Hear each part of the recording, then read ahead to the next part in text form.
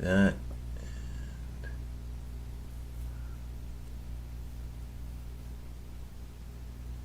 Oh, is it live? Oh, okay. Looks like we're live. All right, Jeff. Uh, Hello. so, thanks for coming on. So, the reason we are here today is because, out of blind luck, I drove by you. Yes, was it yesterday? Saturday. Saturday. I drove by yesterday when you were at the corner of Queen Mary and uh, Bath, and you were involved in a demonstration with people who were at the intersection with placards, and all I saw was something about no safe injection sites in our backyard or our area or something like that, and I wanted to know more. And I know this is a very contentious topic, especially with the rise of the homeless population and drug use in Kingston and really everywhere in Canada, especially in the past couple of years, especially since the pandemic. So we tried to get someone who might agree to debate. I didn't get a response back, but I'll try to do my best to kind of be do play devil's advocate here. So, oh, and then we'll also after that talk about the co-op project, that co-op housing project you were working on after that.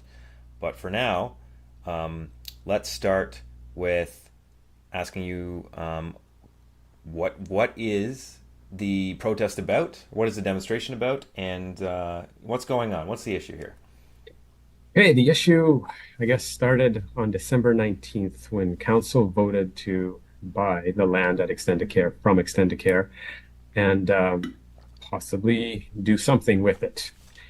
The What is possible is at this point still not 100% certain, and that's part of what the problem is. So, for example, the city has said they're going to try and put it into transition housing of some kind. What kind, we're not sure. Attached to that is also the fact that the integrated care hub's lease is not going to be renewed by the owner of the land or the building. And so it's got to go somewhere or shut down. And Right. it just happens to be that it'll be shutting down, or sorry, that the lease is up for is over at about the time that the city takes over this. So there is some great fear that those kind of services may be brought to the corner of Queen Mary and Bath. Now, the city has said that the integrated care hub will not be going there in its current form. Mm. Now, that sounds like good news in the sense that it's not going there. The in its current form is the troubling part. How are they going to change it if it's coming there, if it's being thought about to come there? And that is part of what everybody is very concerned about, all those various kind of services. So I think what most people are most against is the integrated care hub because of what's been happening on Montreal Street. They don't want anything like that to happen around here. So anything resembling or attached to that is up for suspicion. And I suspect that until there are legal guarantees that the worst is not going to happen here, people are going to be very skeptical of what the city says and has as an intention. Okay. Now, How do you or this or the people who are against this happening? How do you respond to the claim that this is a case of nimbyism? Not in my backyard, where maybe these services, we need these services. They provide some benefits for this devastated population, and that at the end of the day they have to go somewhere, and this is just a case of people being upset that it's close to them. So there's a lot to unpack there. So let's start with the NIMBYism idea. So we do live in a free, hopefully democratic society, and people trying to influence policy is part of our society and our culture. That's part of what we do. So to discount NIMBYism as just NIMBYism is an attempt to disenfranchise people who are trying to influence policy, and that's what we do because everyone has a different vision of the good life. And if that happens to conflict with others, then a balance has to be struck. And people should be free to voice their concerns and their opinions and demand better or a better balance in many cases. So discounting NIMBYism is just NIMBYism. There's always going to be distractors about something. Um, doesn't it sounds to me rather anti-democratic. It sounds to me um, very authoritarian, I should say. That might be the better word for it. Authoritarianism within a democracy. So, um, no, I disagree that it's just NIMBYism. It's not just NIMBYism. The idea is that people have the right to try and influence policy. And in this case, this particular policy is very detrimental, could be, I should say, could be very detrimental to the people who live in this area, as we saw. So when council first was approached by the provincial government to have an integrated care hub, this seemed like a pretty good thing until it got into practice.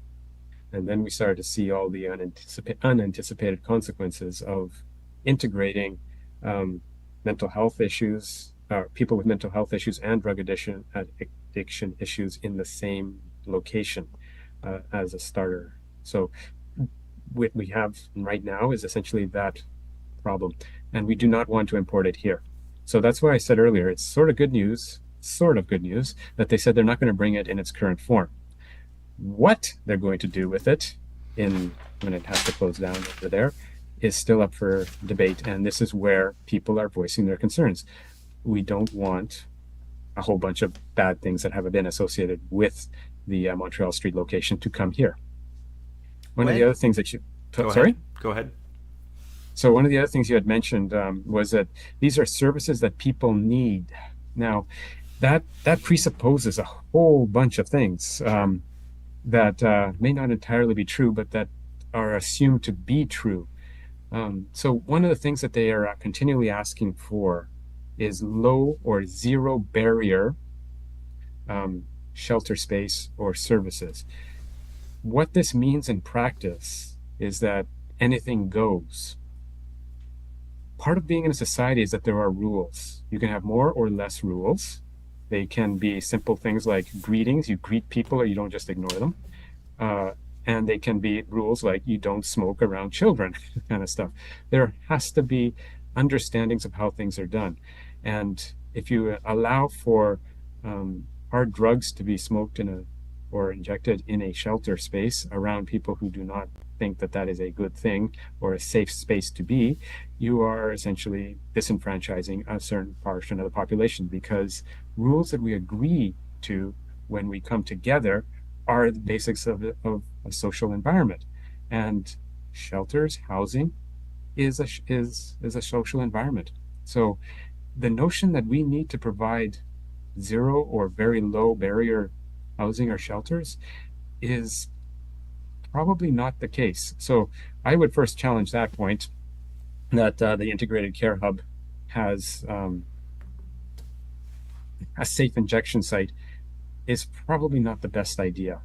It may have sounded like a good experiment to try, where we are trying not to criminalize addiction, and we're trying to medicalize it and treat it as a under a harm reduction strategy as opposed to a criminal paradigm. And there are certain cases where that is a good thing. There are also certain cases where that is not a good thing, where that becomes an enabling of bad behavior and continuing bad behavior.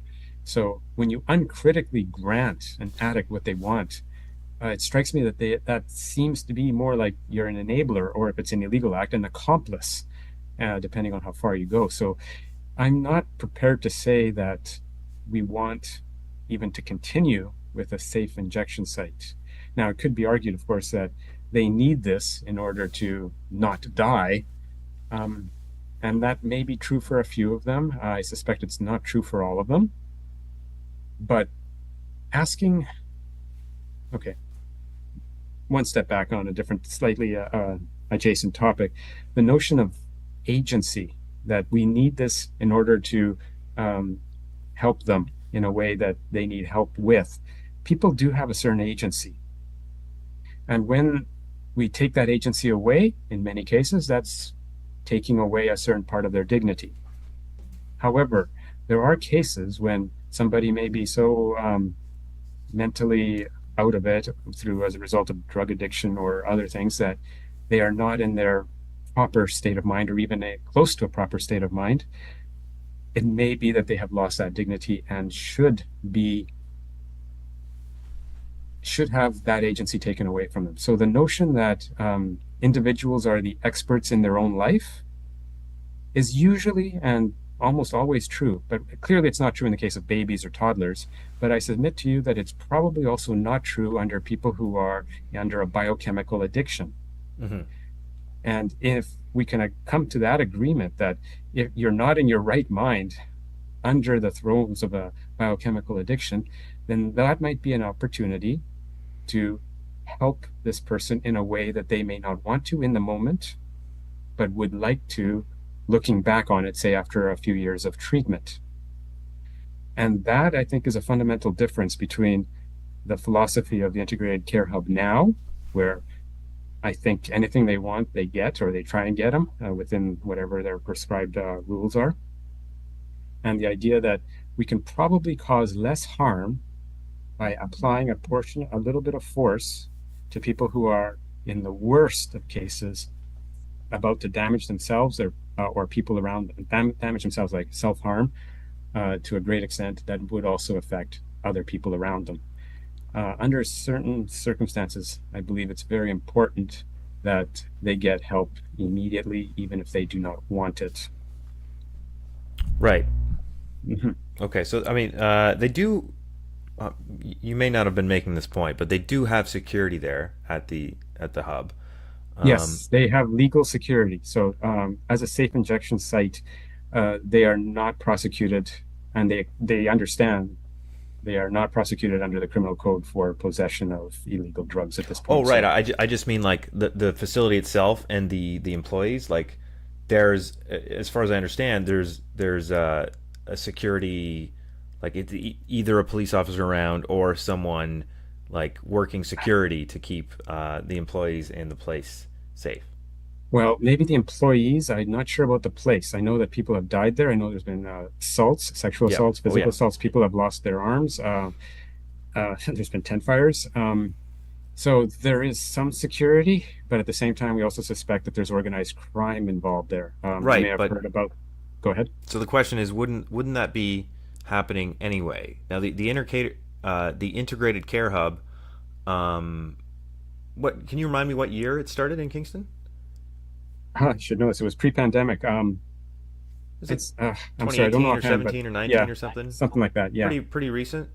Yes. Right. So, we had a certain level of a homeless problem in Kingston and Canada and drug problem prior to the pandemic.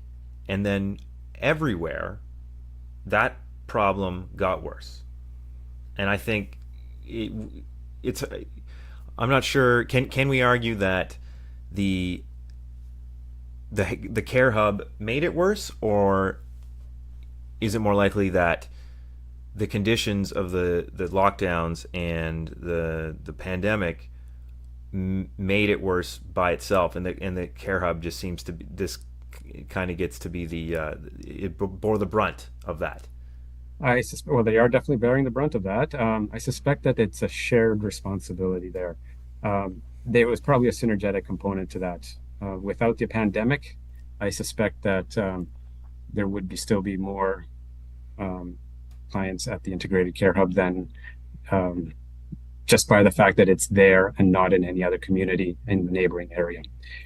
So it's If you can, part of the problem that Kingston has this hub and it attracts drug users and the mentally ill to the area, um, it's from hard other to areas. determine those numbers. Yes, I believe that that is the case. The hard numbers um, don't say that can't show that that's definitively true, but they can't deny that it's also a possibility. And the reason is that we just don't know for sure.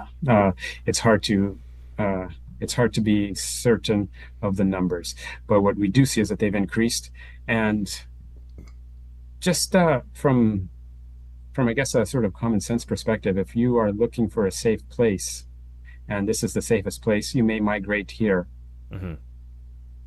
Right. Now, okay, couldn't you then argue though that maybe the problem is that Kingston is isolated in having this care hub, and that the solution is having more care hubs, maybe more in Kingston, more in all the other communities, having one in Brockville, in Belleville, in Ottawa, Cornwall, etc. Yeah, I suspect that that would alleviate the pressure here in Kingston. I also believe that if you're going to make um, hard drugs safe in more and more communities, the organized crime component will flourish Hmm. and make the situation even worse going forward. It is not, in my mind, a simple thing of putting more in more communities. I think that might alleviate Kingston's problem slightly in the short term, but increase the problem overall and make some people who probably shouldn't be rich richer. Right. Right. Okay. Well, then, so you mentioned how society, there's rules for living in a society, in a liberal bourgeois democracy. Even in an anarchist one, Even in an anarchist one, there would be rules. So, but and these people are not following the rules of regular society. And sure, granted, they certainly are not. A lot of them are involved in crime and other behaviors which we would call antisocial or worse. But it is society itself and the way it's organized. You could fairly clearly argue that is causing the conditions that create this antisocial behavior and the drug addictions and the economic problems. Um, so sweeping it away is not a fix to the problem. Isn't any kind of solution. There's deeper systemic and economic roots to be dealt with. I suspect that there is some truth to that. If we were to change the economic system, I suspect that different people would be in power and different methods would be used to get to the top, and there would be new people at the bottom.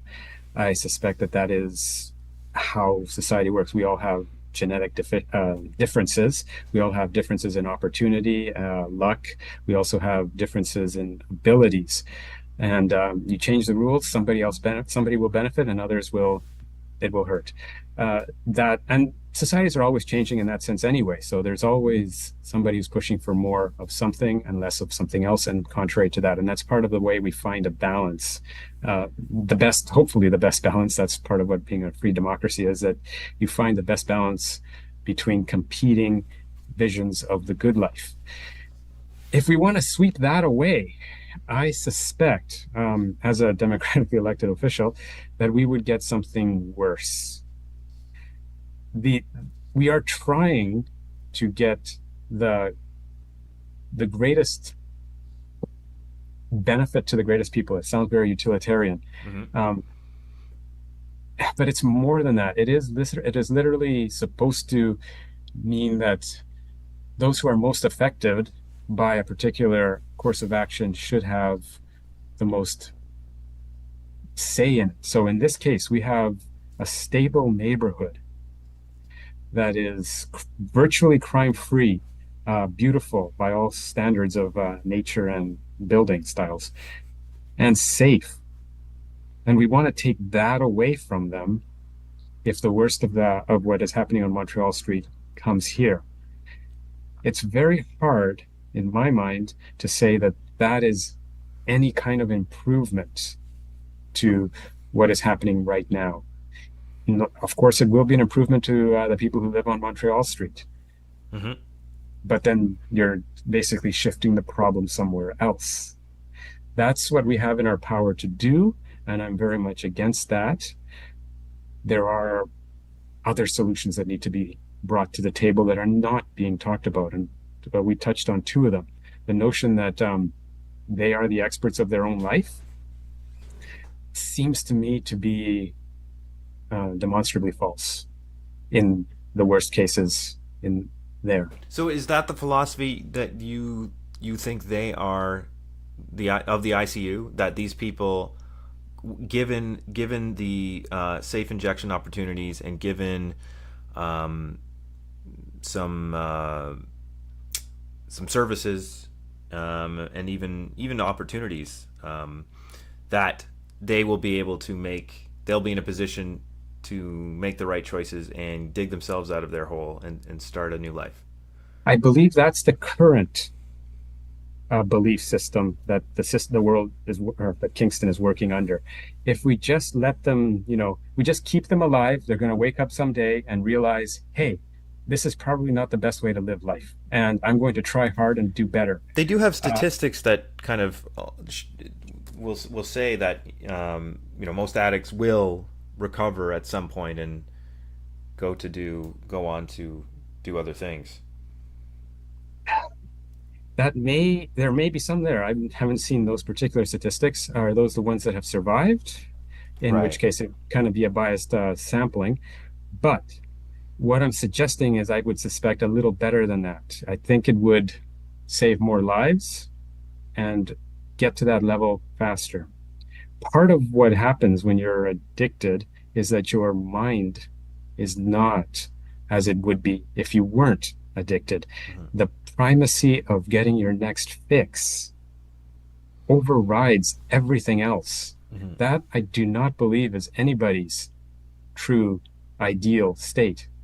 And yes, there might be some people who are really strong and can pull themselves up by their bootstraps and say, after 30 overdose attempts, I think, yeah, maybe this is not the right way to do it. There might be a few of those, but I suspect that most are not. I don't have any hard data for that, but the philosophy that says that they can pull themselves up, I tend to disagree. I think that an addiction is a lot stronger than that. And there may be a few. I'm sure we hear about them where we celebrate them all the time, just like we celebrate the successful multimillionaires. Most people don't get to be that way, though there probably are a few. What do you do with the rest of them? Hmm. And while the rest of them are terrorizing the neighborhood, I suspect that there are better ways of doing this. And one of them requires the nearly repugnant idea of taking away agency if they're in the throes of self-harm and societal harm. We do that for criminals. We make sure, and toddlers and babies, we look after them entirely, and we tolerate that. But when it comes to a medical issue, that we there, there's a hesitancy there to take away the agency of a patient because, I mean, in the past, in the 50s, 60s, maybe even as late as 70s and 80s, that was done regularly to the detriment of a great many people. Hmm. I suspect that it was overly done in those days, and now we've swung in the direction of underdoing that.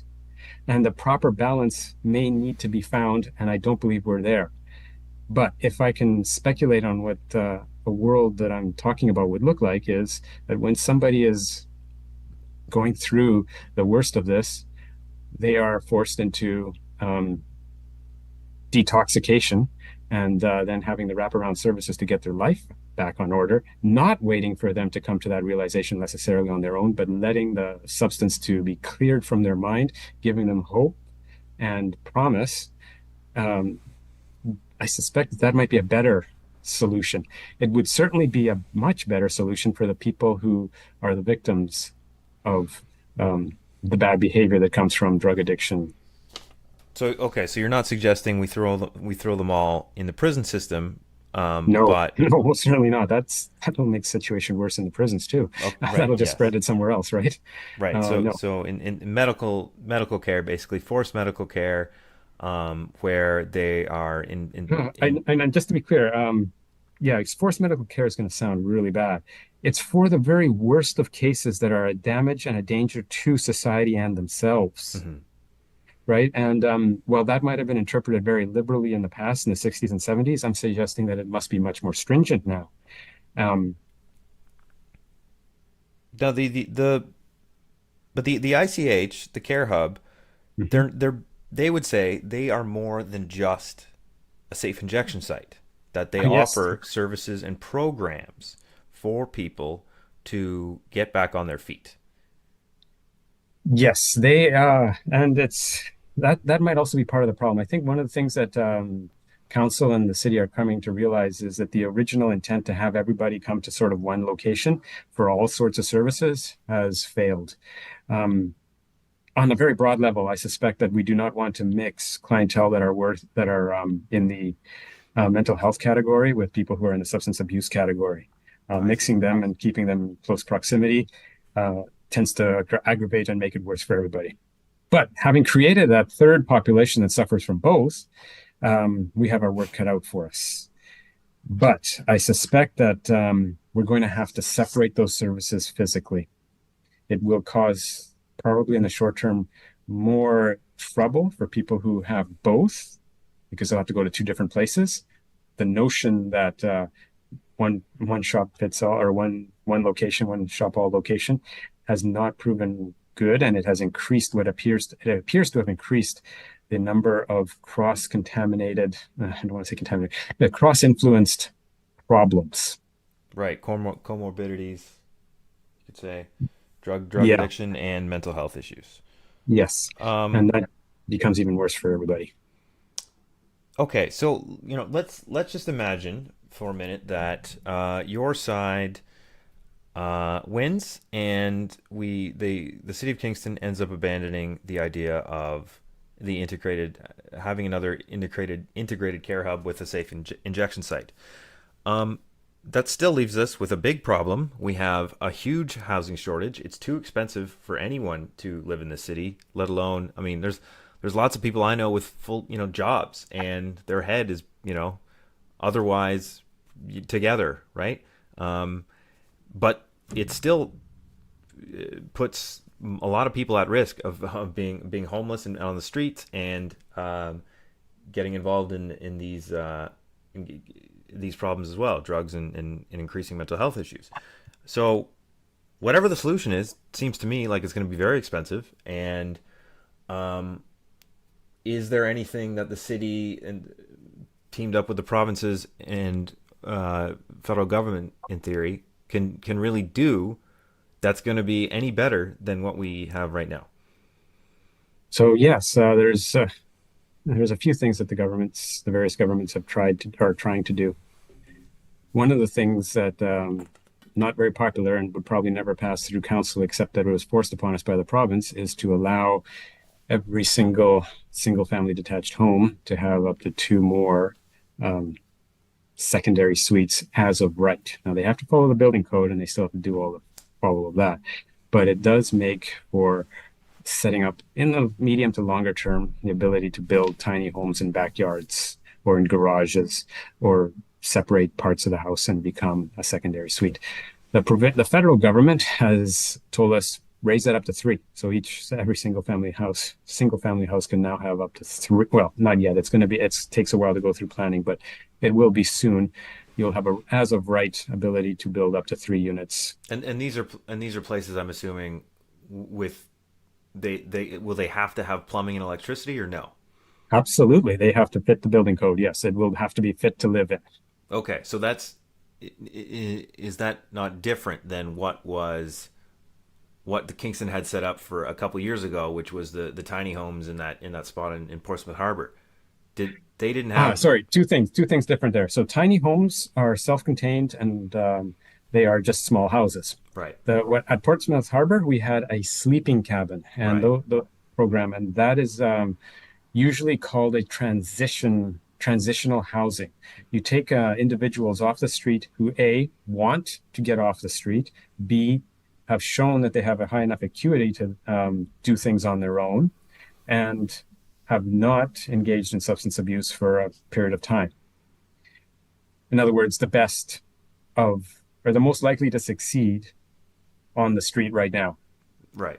You separate them from their the street, like the downtown, put them in a different place, help build a community, train them to remember or to learn how to live on their own, get them their documents. So a lot of people who are homeless uh, have lost most of their documentation. So in order to apply, say, for social assistance or any of that stuff, you'd kind of need your birth certificate.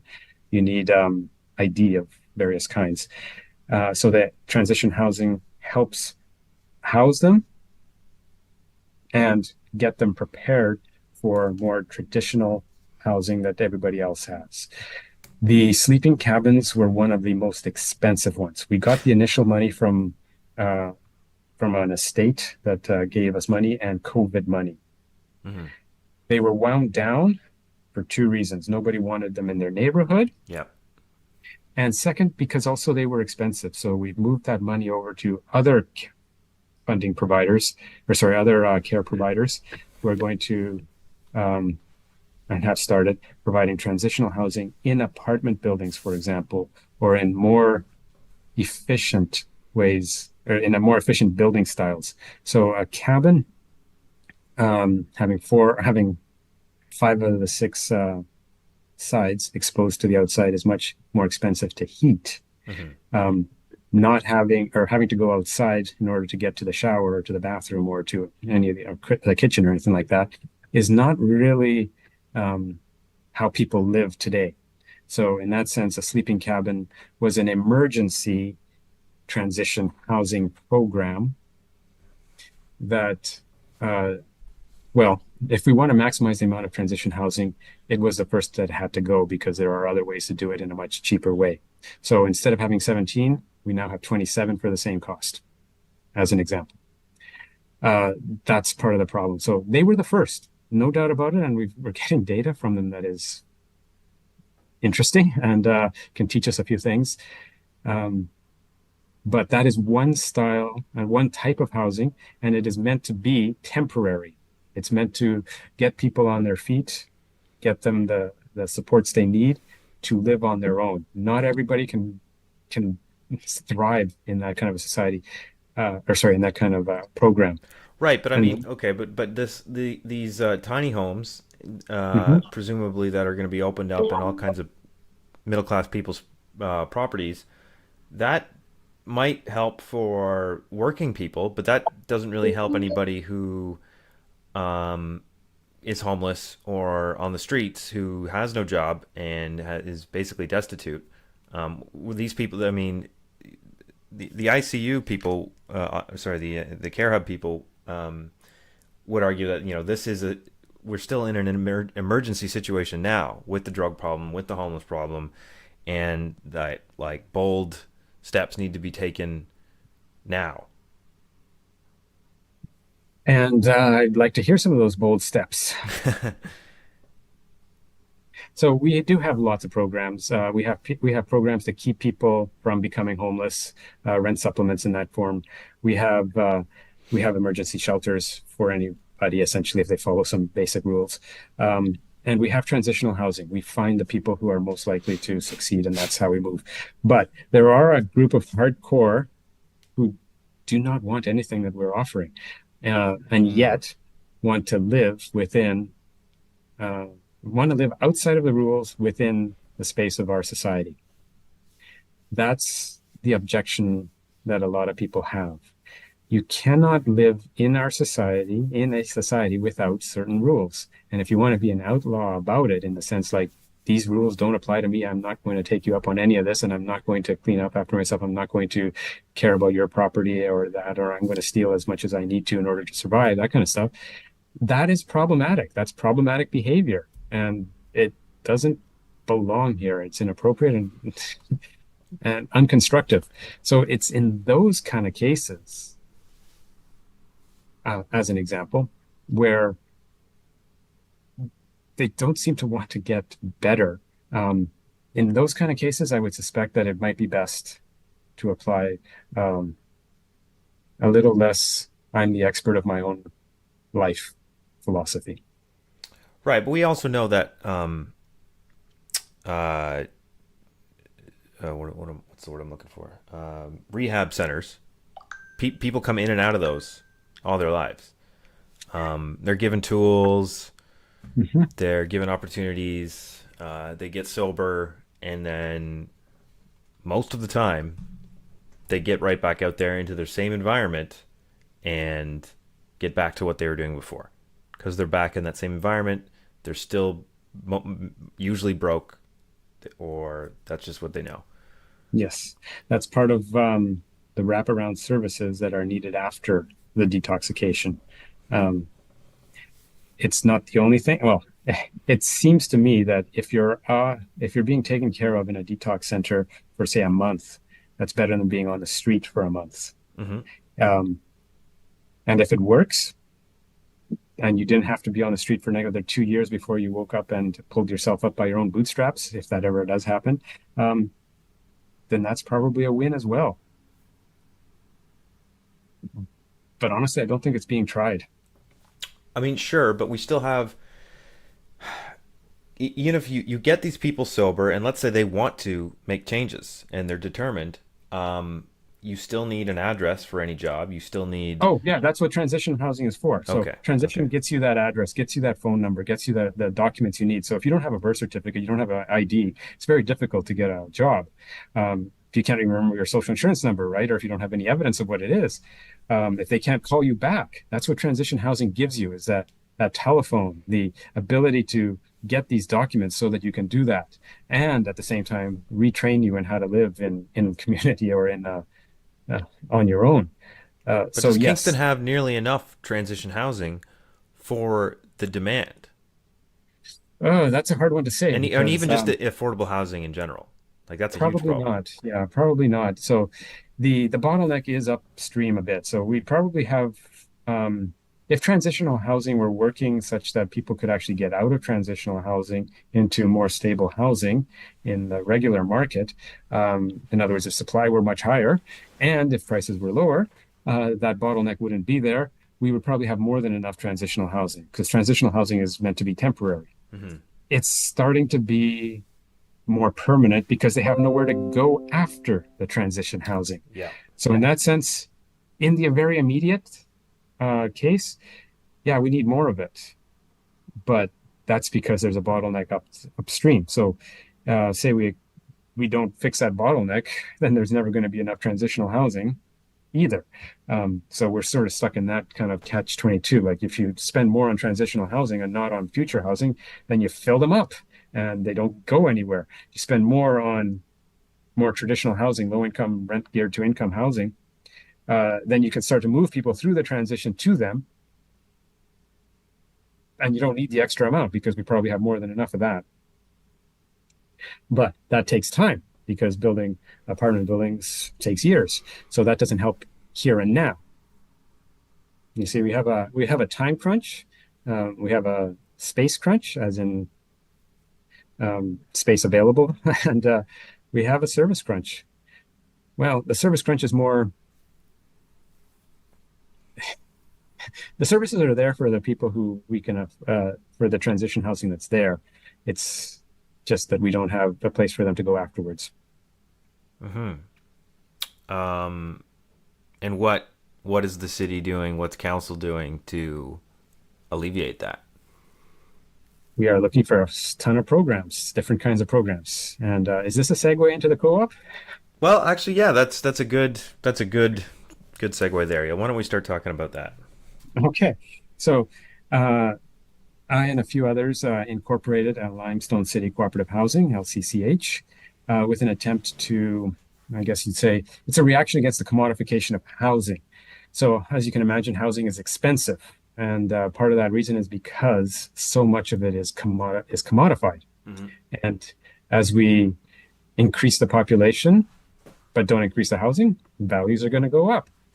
So the co-op that I'm envisioning does not commodify housing. There's no cost like down payment or investment to get in, and there's none to leave. You don't get anything when you come out, but you do get the benefits of a lower cost of living in the form of housing charges that should be well below market rents.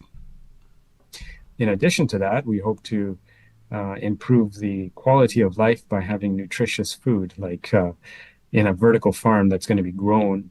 And part of the volunteer hours of a co-op is to farm your own food and surplus to be given to the community in neighboring areas or the food bank just down the road. The idea is that we're building community, lowering the cost of living in terms of housing charges and food, while increasing the nutritional value of food. And well, we're fighting climate change because any food that you produce in the same building that you live in does not have a very big carbon footprint. Now, Kingston has attempted co-op housing before in the form of Mhm. the Elrond building, the the visual That was blight on Princess Street. Yeah, I think that was something. There was something not quite right about that. I'm not sure if it's still working. I don't think it is. Oh, it's not But now. It's no longer yeah, a co-op. at Right. all. So let's look at some successful co-ops. So Kingston Cooperative Homes on Princess Street, 1396, I believe. They've been around for quite a while, Okay. and they just recently paid off their mortgage and are expanding. They're building a building. And when I've canvassed there, um, some of the long-term residents there told me about a situation where they may have lost their jobs for a few months. They dropped down to rent geared to income, found a new job, and then came back to their regular housing charge. It's an internal safety net that they can provide. So that's a successful one. And we are looking at lots of the successful ones. So there are some failures out there, and we're trying to learn from them as well. Uh, and one of the things we've noticed is that the bigger they are, the more likely they seem to succeed. The smaller they are, things go off a little bit. So it should be big enough to have permanent full-time staff to administer the co-op and make sure that all the rules are followed essentially. That's one of the things like LCCH will have that, and other successful ones have had that too, or the And most successful ones, I should say. and okay, and so this will be an option for those people who are on the streets, but who have demonstrated a willingness to and a desire to get back on their feet and leave the crime or the drugs or whatever it is behind. There will be some rent geared to income. Yes, that's a requirement pretty much of any grant nowadays. Mm-hmm. How much of that is not clear at this moment. Because there is so much of that kind of housing in the area, we're going to minimize it at this particular location and expand the notion of affordability into other territories that are not necessarily contemplated by the Affordable Housing Act. And right, the Affordable Housing Act, for example, I think it's the Affordable Housing Act. Anyway, the one that regulates rent geared to income has three definitions: rent geared to income, 60% of market, and 80% of market, and that's all. But Mm-hmm. as a co-op, we're thinking of it in a broader sense. We want to provide at cost housing. And in fact, that's more than just a philosophy. That's the law. Under the Cooperative Corporations Act, we will not be allowed to make a profit. So the money will be such that it covers the operating and capital debts or costs to the building and nothing more. So that so That that so this Mhm. particular project isn't precisely aimed at alleviating the homelessness crisis, but it's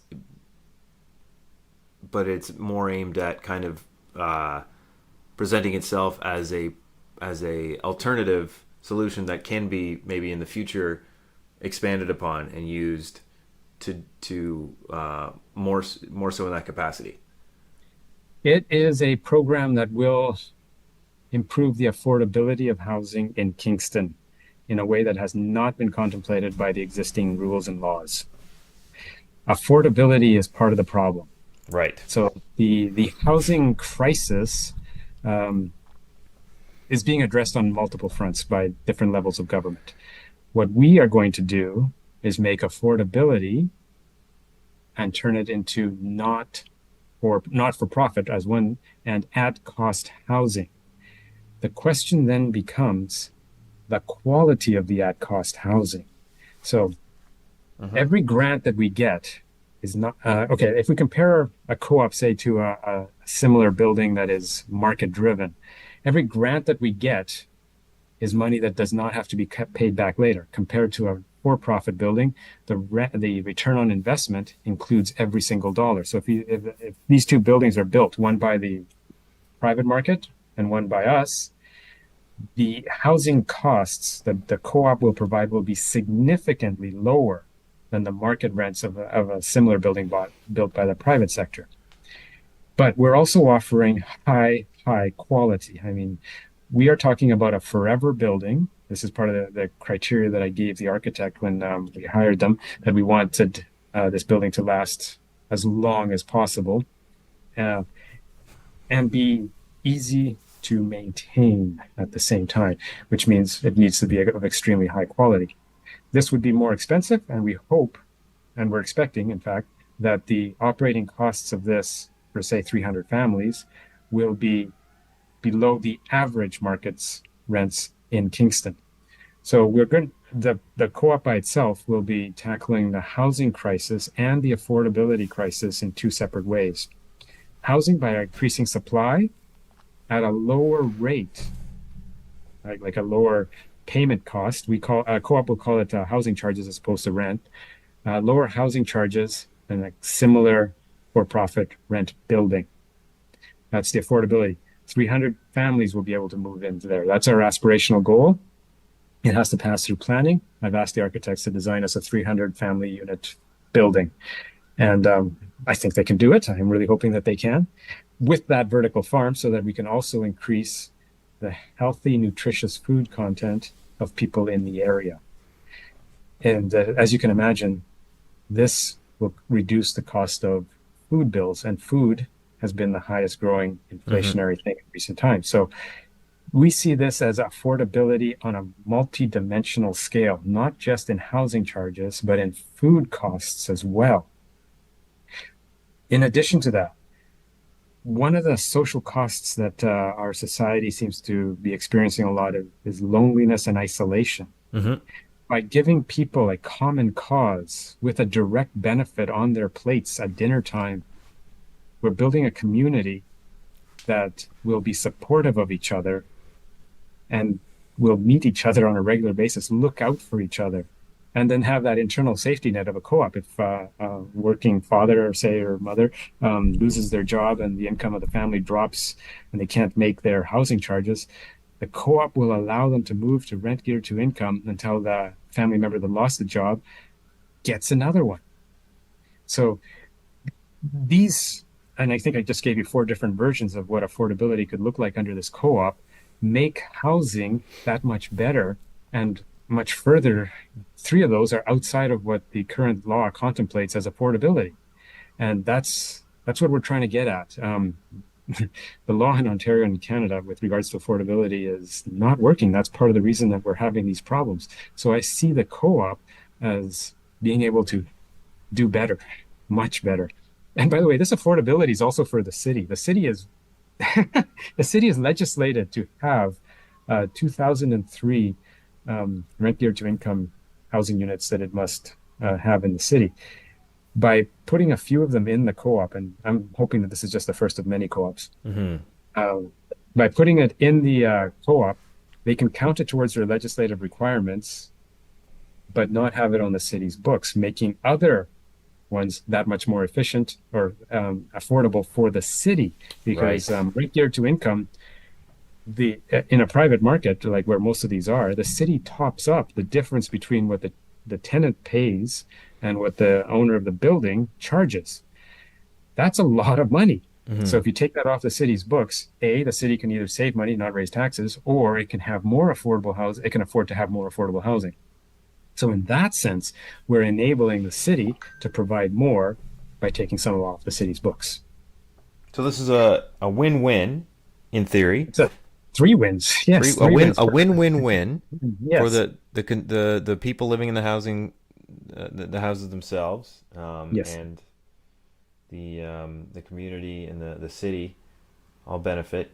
And okay, so then if this model works well, then you're hoping that the city will kind of starting seeing how this benefits them, and will start encouraging this type of uh, type of Yeah, situation. this is a proof of concept, and it had better work because if it does, I'll be setting up an assembly line every 6 months, starting a new co-op if we can just find the land and the money from the federal and provincial governments. Well, very ambitious. Thank you. Very ambitious. Okay. I think I had something else I wanted to ask. Trying to remember here. Oh, just to wrap up back the initial topic, Hmm. um, harm reduction Yes. is is harm reduction. What is your philosophy on harm reduction? Like all policies, it probably works pretty well for most people. It's at the fringes of harm reduction that we are seeing major problems. Harm reduction in the hardest and worst cases is what's happening at the integrated care hub. It's not working that way. So I'm not saying that we scrap harm reduction as a philosophy and as a strategy for like 98% of the cases where it works. That would be crazy. No, we look at the cases where it's not working and find alternatives for those. And I suspect that that might be a certain loss of age, temporary loss of agency for the people in that category. Okay, so what would be some of this? You said 98% of harm reduction methods that are helpful. Like what are some of those that are working or might be working? Well, whenever we do find somebody's a new home, that's a case of having succeeded and assuming that they stay there for a long time. When somebody actually is, in a sense, cured or is able to deal with their addictions in a way that doesn't hurt themselves or society, that's a win. When somebody fails to do that, they kind of need those supports. But when they start to refuse those supports and at the same time terrorize the neighborhood, then we sort of have a problem. So that's where we draw that line. I'm saying that it's been drawn too far in the direction of agency for people who are not in their right minds and should probably be moved in the direction that supports community because it's really not all about one particular individual. And also, okay, well, here's another notion. Uh, we're always hearing about how we have to look out for the most vulnerable in our society. I submit to you that those people who do not want our help are not exactly the most vulnerable. They are different from us. They seem to be able to survive very well in the winter without modern conveniences. They're probably extremely tough. And if civilization were to collapse now, they'd be on top, I suspect, because they are able to deal with the realities of nature out there. I do not think they're vulnerable in the sense that most people feel vulnerability means that we have to take care of them. Uh, that it's It's very sort of back. libertarian minded of you. It's not so much libertarian. It's like, okay, libertarian is just let everybody do whatever they want. I'm not suggesting that in the slightest. I'm an elected politician in a society with rules. No, no, no. I Uh, mean, libertarians they think society should have rules based on the non-aggression principle, and you have the I'm freedom to do suggesting whatever. people be have their agency taken away. That's about as far away from libertarian as you can get. Oh yes, So, but I'm talking about it in the extreme and worst cases. So our society does that for prisoners.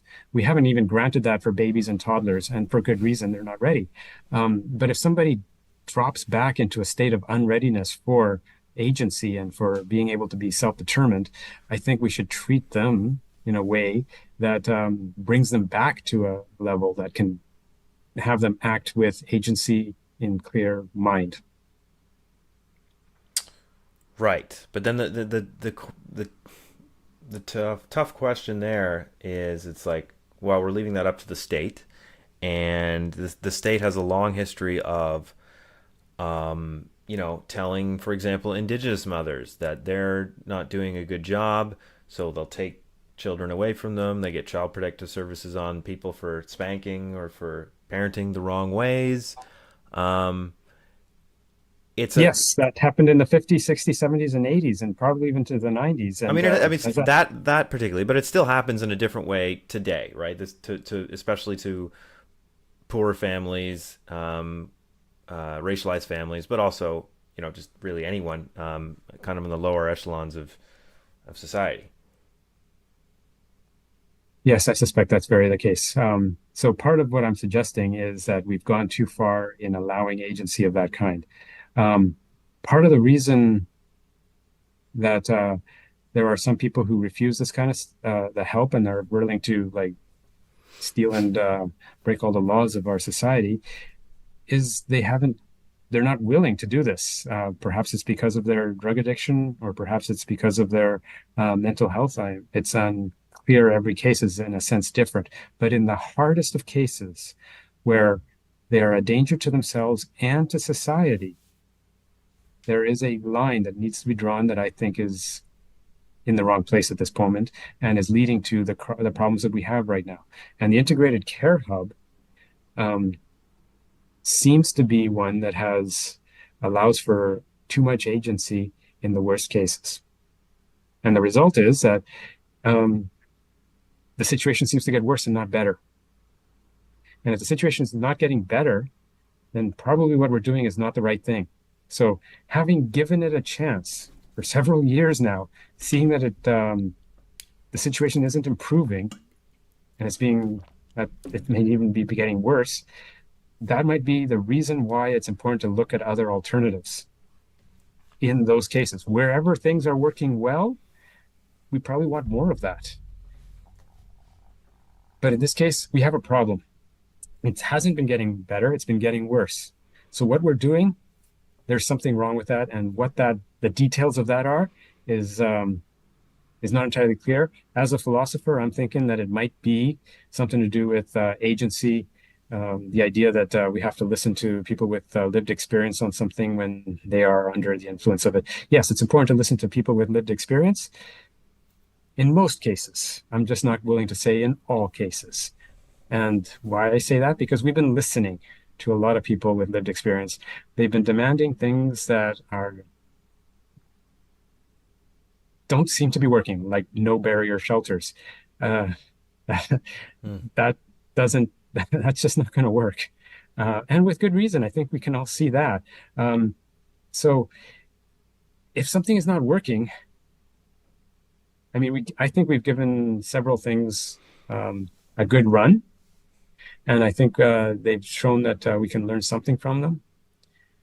The thing that we've learned from the integrated care hub, or that seems to be going through everybody's mind, is that we should not have mixed clientele into one location. I think there's more lessons to be learned than just that.